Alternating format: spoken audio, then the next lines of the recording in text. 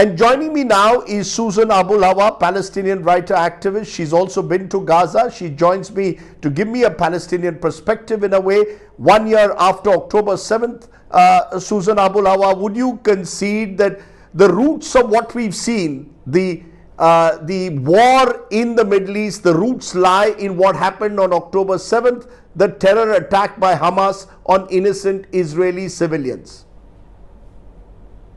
No, I don't concede that. That's not the root cause in any way. Just like the root cause of the mass lynchings of enslaved people was not because Nat Turner rebelled. The October 7th was a Palestinian revolt. It was a rebellion. It was primarily a military operation that targeted Israeli soldiers. To date, we actually don't know what happened on October 7th because there has not been an investigation. But what we do know is that 28 Israeli Apache helicopters emptied all of their rounds, all of their munitions on that day, and killing at least hundreds of their own citizens, according to Israeli media, according to Haaretz, and reloaded at least once. The firepower of those Apache helicopters is responsible for the scorched, for the burning, for all the burned cars and all the burned homes. We know that for a fact as well. We also know that Israel made up spectacular lies, all of which were debunked completely, from beheaded babies, from gutted pregnant mothers, burned babies, the ovens, all these, the mass rape. All of these have been debunked lies. So these are the facts that we know. And so until somebody can actually, until there is an investigation, Ma'am, I must stop you. Ma'am, I must stop you there. Ma'am, I'm only going to stop you. Ma'am, I'm only going to stop you because there will be those listening to you who will say that you're not condemning what happened. The fact is, innocents died. The truth of the matter is there was a terror attack by Hamas. You're calling it a military operation. It was a terror attack. At least an acceptance of that might perhaps be one step towards, because 101 Israelis have been taken hostages and are still with the Palestinians, with the Hamas. There are literally 9,600 Palestinian hostages in Israeli prisons. Not a single one of them has been charged with a crime or has stood trial, and they in fact are in torture camps. And what B'Tselem has described as hell on earth. They are being raped systematically, and we know this because now Israeli soldiers have admitted it.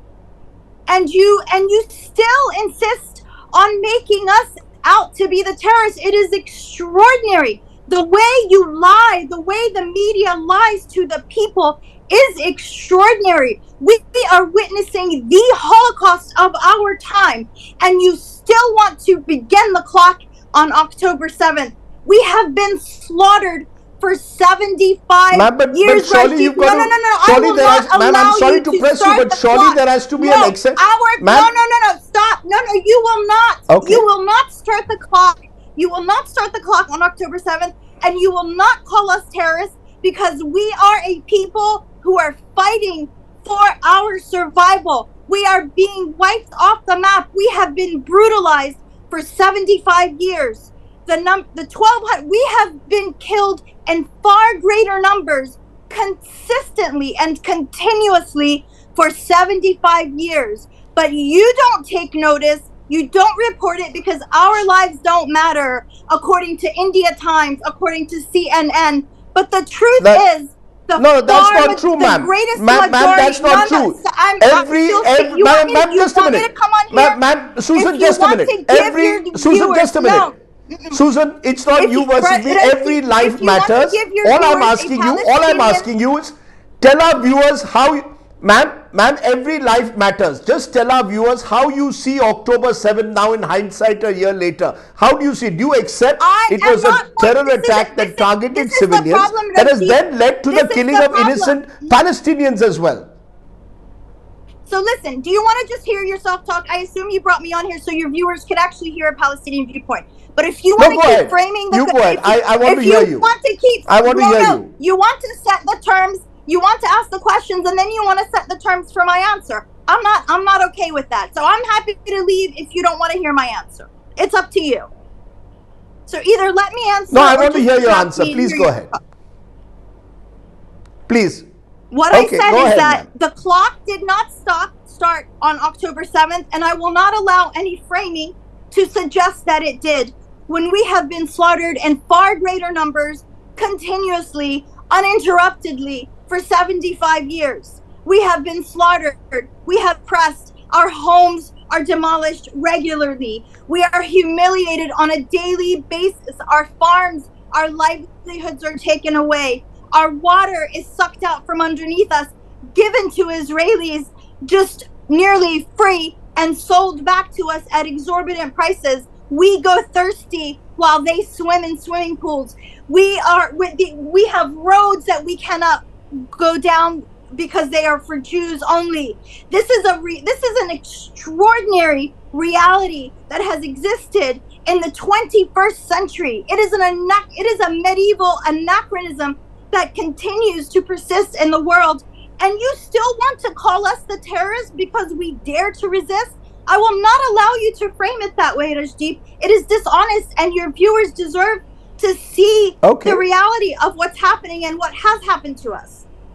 And I'll tell you, do you know who Nat Turner is? So explain. Okay, distinguish. Okay, ma'am, you've used the word resistance. Distinguish for me what you call resistance and what you call terrorism, because the world, it's not me, the world sees what happened on October 7, 2023 as terrorism. You're saying it's part of resistance. No. Distinguish the two, because at the end of the day, what has happened? More than 40,000 Palestinians have died, many of them innocents. It's just the West and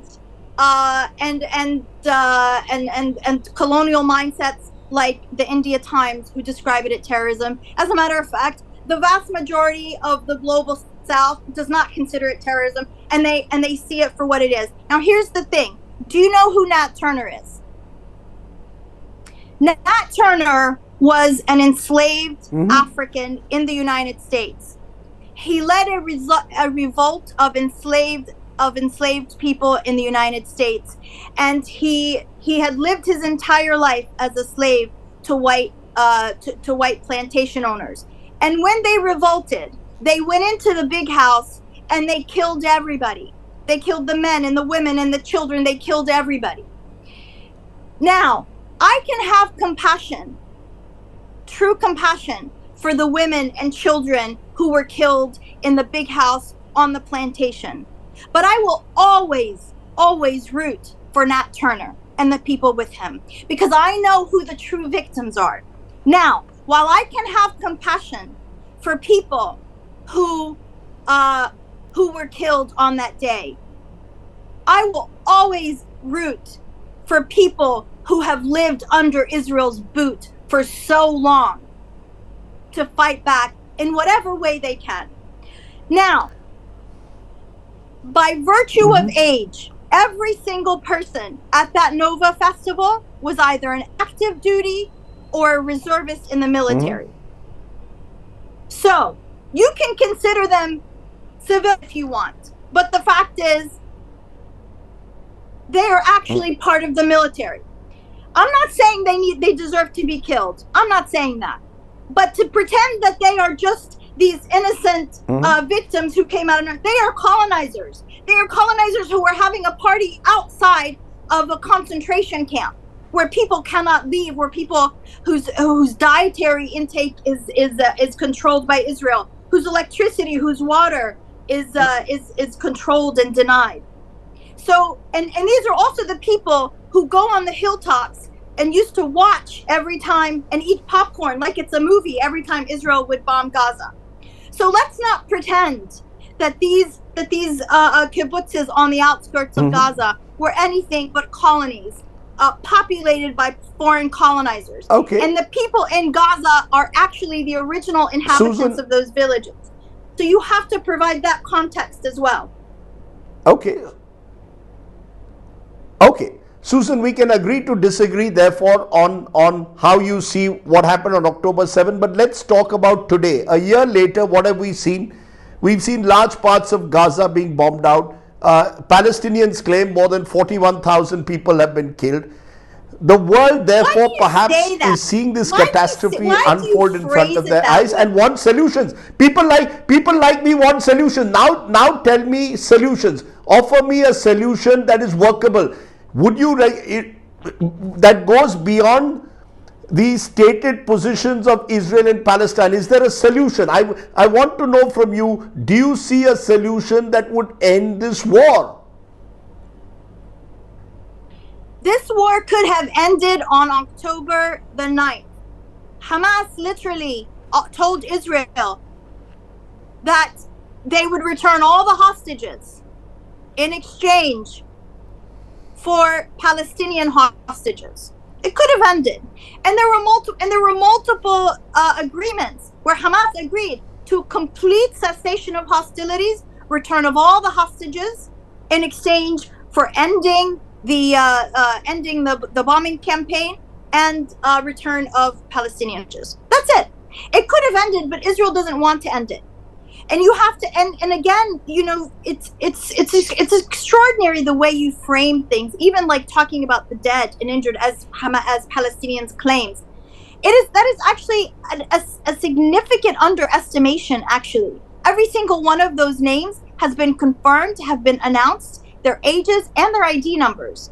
So it's not a claim, it's actually an underestimation. There are, at least by most estimates, at least 350,000 people murdered in the span of 1 year. So, and now Israel is bombing what's Lebanon, the solution? and we all know why, and they're telling us why. They're telling us why they want to expand because they think this is God promised. And there was literally a headline in the Jerusalem Post, which they've since deleted, that says, basically suggesting that Lebanon is part of God's promised land for them. That 3,000 years ago now it's theirs, and they're announcing they're announcing new villages. They're literally selling real estate in Lebanon. This is their goal. It's an expansionist enterprise. It's a colonial enterprise. It's so sad, and I've said this to you before, Rajdeep, that India does not recognize colonizers anymore. I don't know what happened to you. It hurts my heart. It really hurts my heart to see what India has become. It really does. You don't recognize colonizers. You don't recognize Susan, India wants peace. India has said more. No, 1 minute. Susan, India has said more than once what it wants is a cessation of hostilities. Whether it's the Hezbollah, whether it's Iran, whether it's Hamas, and whether it's Israel, India is calling for a cessation of hostilities. Unfortunately, what has happened is you've got two sides engaged in this bitter conflict. Israel is still supporting Israel. India is still supporting Israel and providing them with supplies.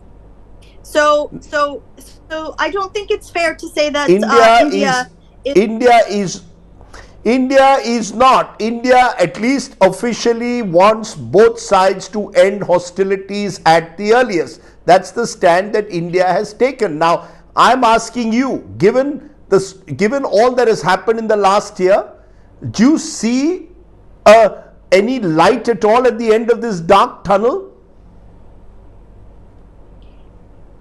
Now, okay, I'll answer that, but you have to acknowledge first that one side has agreed, whether it's Hezbollah, the Houthis, Iran, Hamas, every single one of them has agreed to lay down their arms if Israel would stop.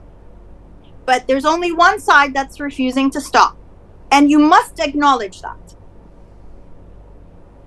Do you acknowledge that? Mm-hmm. I mean, this is public knowledge. No, it is part of the record. Every single one of these people, every single one of these groups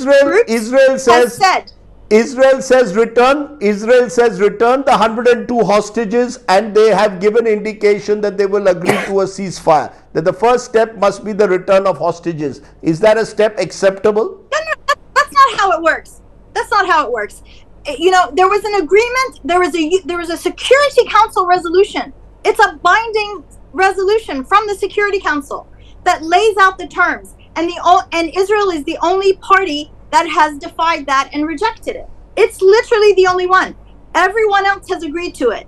Everyone else has agreed to to an initial ceasefire that would allow for a progressive return of all of the hostages, including a withdrawal of Israeli troops from Gaza. Mm-hmm.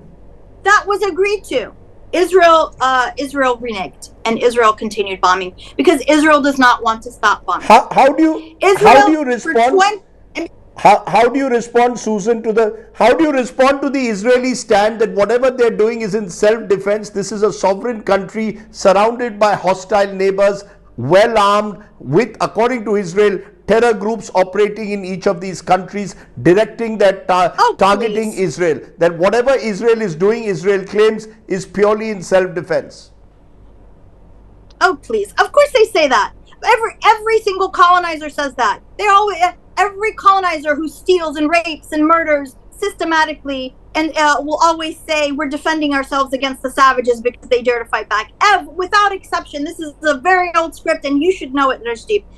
However, to that claim that they are in a bad neighborhood surrounded by hostile, I will tell you what the Jordanian foreign minister said to that. He said, I want to clarify something. Every single Arab country in the region, including Iran, every single one of them without a single exception, has said since at least the year 2000, for 25 years and longer, have said we are willing to normalize economic and political and social and academic relationships with Israel and integrate them into the region. The only thing they ask is that Israel respect international law and end the occupation. That's it. So this idea that they are surrounded by these crazy hostile Arabs is just a bunch of racism. It's just a bunch of white supremacist nonsense that you, again, should recognize. It's the idea that all we want is we sit around and just think about how to kill Jews.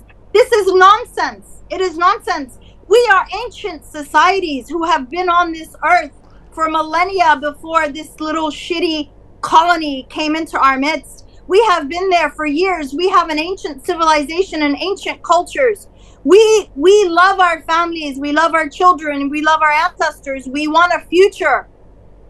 Mm-hmm. But we are thwarted by this colony that came from Europe. Let me ask you, therefore, in conclusion one last time, do you see light at the end of the tunnel, or will things get even worse before they get better?